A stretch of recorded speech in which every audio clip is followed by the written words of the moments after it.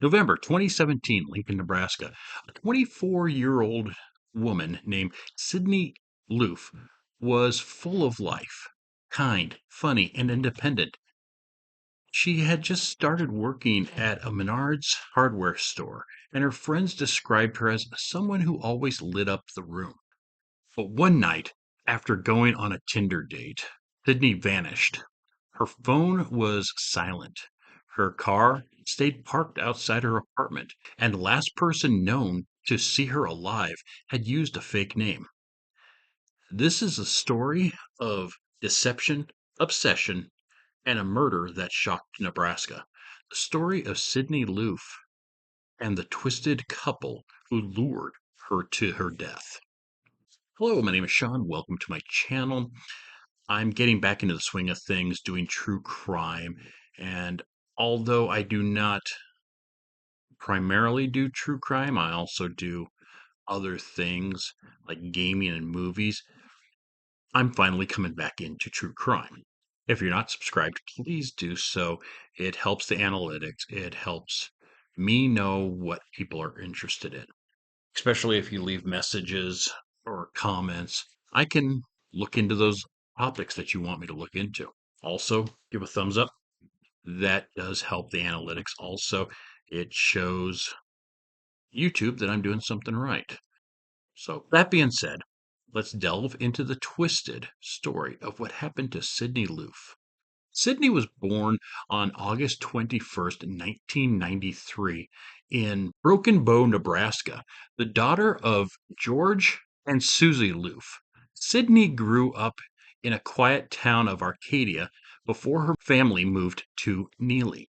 In high school, Sydney played basketball and golf, but when she developed scoliosis, her ability to play sports was cut short. Still, she didn't let that stop her from smiling through life's challenges. After graduating from Neligh-Oakdale High School in 2011, Sydney began working at Menards in Lincoln, a job she enjoyed because of the people she met there. Behind that warm smile, Sydney struggled quietly with anxiety and depression. Just days before her disappearance, she told her family she wasn't feeling well. They helped her schedule a doctor's appointment for antidepressants. It would be the last time they saw her alive. November 15th, 2017, 24-year-old Sydney Loofe, known for her love of fishing and her resilient spirit, besides battling anxiety and depression, left her job at Menards in Lincoln, Nebraska, for what she believed was a second date with a woman she met on Tinder. November 16th, 2017, she didn't show up for her shift at Menards. Her friends knew something was wrong. Sydney was responsible. She never missed work without calling. They tried to reach her, but no answer. Her phone was off. Her social media was silent. That evening, her family reported her missing. Soon, friends began piecing together Sydney's last known movements. They remembered that she had gone on a date a few days earlier with somebody named Audrey, a woman she had met on a dating app. Sydney even posted a snap photo before the date with the caption, "Ready for my date." But now she was gone. Her mother, Susie, texted her, but there was no response. A welfare check by police revealed her car, glasses, purse were still at home. No signs of an altercation, but her cat hadn't been fed. Sydney Loofe was officially missing. When investigators looked into Audrey's online dating profile, they discovered something chilling. Audrey wasn't real. The woman behind the profile was Bailey Boswell, a 23-year-old from Wilbur, Nebraska, and she wasn't alone. Bailey Boswell's early life was marked by tragedy and instability. Her biological father was murdered when she was an infant. Talented athlete, she excelled in school sports, even receiving a college basketball scholarship. Yet after graduation, she spiraled into substance abuse.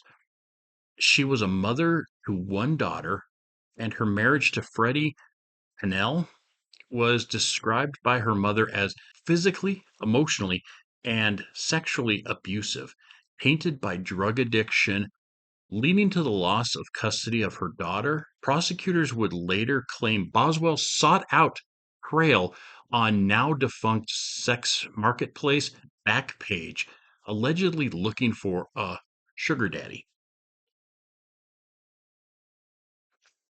Aubrey Clifton Trail's childhood was equally, if not more, traumatic.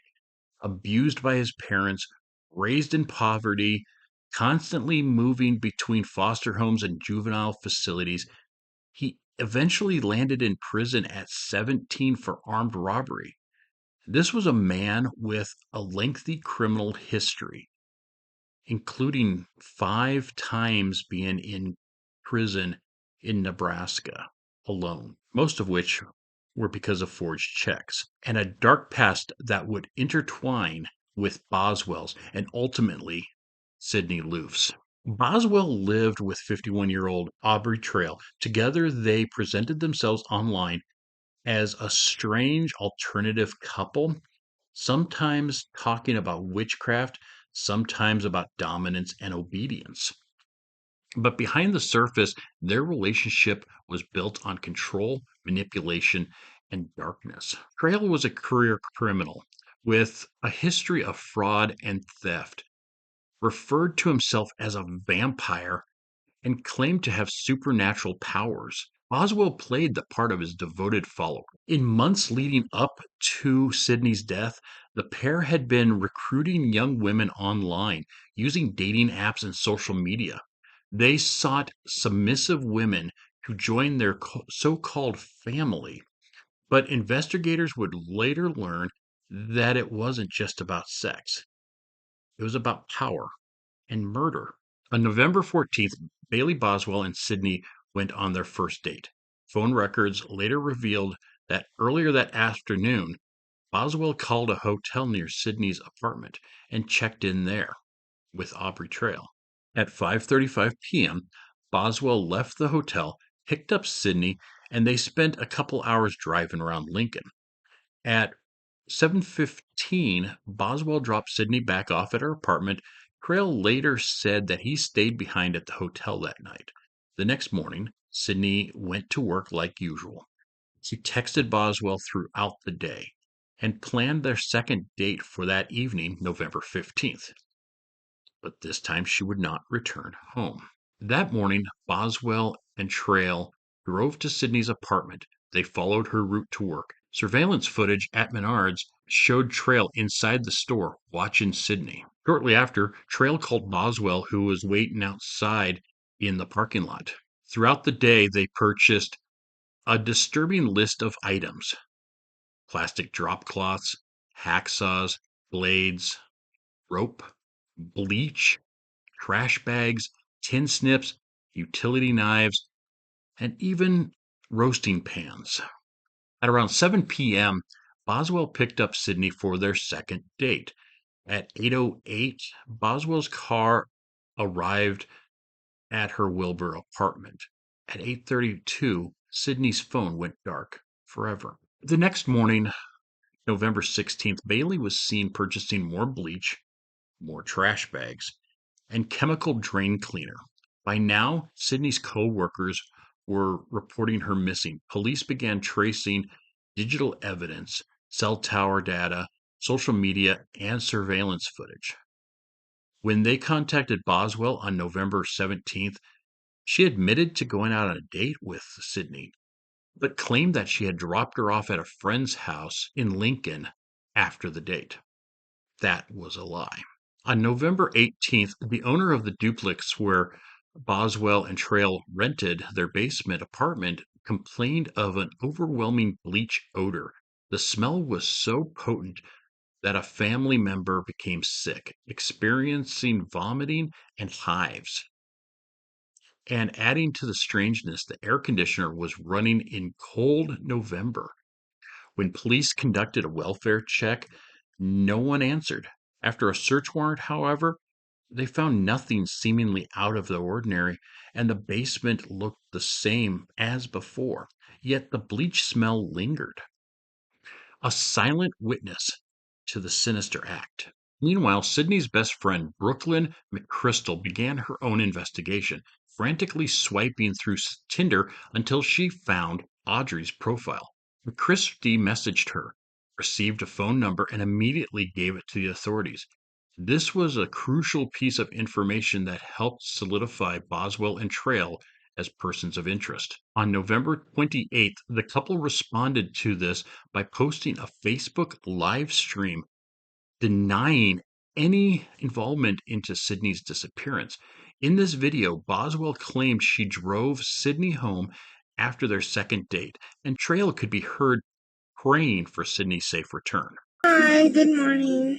I'm Bailey, Audrey on Tinder, and a few other names because I have warrants, but this really isn't about me. This is about Sydney. I met her on a Tuesday. We drove around Lincoln, smoked weed. I dropped her off at home, picked her up the next night at her house. We drove around, smoked weed again. I went to take her home, and she asked me to drop her off at a friend's house, so I did so. I gave her my number. I haven't heard from her since. I hope also that Sydney's found soon. The police department is going to do what suits them best. Yeah, I know that's coming from a criminal, so I wish Sydney the best. But as far as the police department, you. Using cell phone tower data, police traced Boswell and Trail's movement from November 16th. For over 3.5 hours, their phone had been stationary or slowly moving around a remote stretch of country road west of Wilbur. Weeks later, investigators searched that route mile by mile, ditch by ditch. In December, they found a black trash bag. Inside were human remains, including a severed arm with a tattoo matching Sydney's. Over the next few days, police uncovered 17 separate disposal sites. In total, they recovered 13 segments of Cindy's dismembered body. Their claims of innocence would soon unravel. On November 30th, Boswell and Trail were arrested in Branson, Missouri, not for Sydney's disappearance, but for fraud. They were found with maps, sleeping bags, hiking shoes, suggesting a plan to escape to Mexico. Then the devastating news broke. On December 4th and 5th, search teams, including the FBI, discovered horrifying evidence. Plastic tarp soaked in blood, cut up pieces of Sydney's IDs and credit cards, her clothing, including her bra and jacket, latex gloves, a sex toy, a sauna suit, and pieces of her phone. Sydney had been strangled and dismembered. Her internal organs were missing. The brutality stunned investigators, even those hardened by decades of being on the job. One detective would later describe the case as pure evil. Both were charged with first-degree murder, conspiracy to commit murder, improper disposal of human remains. With Sydney's body found, Aubrey Trail began to make a series of chilling and often contradictory confessions. Intentionally, he claimed sole responsibility for the murder, even expressing a desire for execution. He then alleged a third date with Boswell where Sydney died. His stories evolved from a sexual fantasy where he accidentally choked Sydney, claiming he made movies for special kinds of kinks where choking would lead to death. While some confessions seemed fantastical, Trail did prove crucial information like the location of Sydney's phone, driver's license, and credit cards, which were indeed found at the Wilbur's Check Cemetery. Despite extensive searches, the cutting tools were never found. However, investigators did find pieces of electric wire near Sydney's remains, which Trail admitted to use to strangle her. While Sydney's DNA wasn't found on many of the items, her blood was discovered on rubber gloves and a pair of pants. Later, three women testified that Boswell and Trail had expressed desires to record victims being tortured and killed for profit. And the most damning? Letters transmitted from Trail to Boswell while in jail, revealing his attempt to orchestrate a story, taking full responsibility while portraying Boswell as a forced participant, and even discussed plans for snuff sex films. The trials of Aubrey Trail and Bailey Boswell would reveal the dark psychology behind their crimes. The defense attorneys, public defenders for both, argued that their actions were kinks gone wrong, highlighting Trail's troubled past and Boswell's traumatic childhood, emphasizing on her manipulation by a much older Trail. The common thread in their defense was to avoid the death penalty. Three young women, referred to in court as AH, AG, and KB, testified that Trail and Boswell had recruited them online, grooming them into submissive sexual relationships. Trail told them about a cult of witches, claiming he could fly or turn invisible. He said he could gain power by taking a life. Prosecutors' theory was that Boswell and Trail conspired to murder someone, anyone, for sexual gratification. And tragically, that someone was Sydney Loofe. In the end, justice was served, though perhaps not the same degree for both. Audrey Trail was convicted of first-degree murder, conspiracy to commit murder, and improper disposal of human skeletal remains. June 2021, a three-judge panel unanimously sentenced him to death. Bailey Boswell was also convicted of first-degree murder, conspiracy to commit murder, and improper disposal of human remains. However, she was sentenced to life in prison, as one judge determined her actions did not meet the standards of exemptionally depravity required for capital punishment. I don't know. By the looks of it, of her prison photo there, really looks like she learned her lesson, huh? He's smiling in it. Him, not so much. Sydney's death left an unfillable void in her family's life. Her parents described her as their sunshine, a young woman who believed in kindness and connection. Sydney Loofe's murder attracted significant media attention, bringing to light the dangers of online dating and the dark corners that some individuals inhabit. While Sydney's life was tragically cut short, her memory lives on in a Facebook page, Finding Sydney Loofe, which garnered over 30,000 followers. It's now called Celebrating Sydney Loofe. In her honor, the Set Me Free Project, an anti trafficking nonprofit, established a scholarship in her name for students pursuing careers in criminology, online safety, and social work. The case of Sydney Loofe is a somber reminder of the importance of vigilance and the devastating consequences when innocence meets depravity.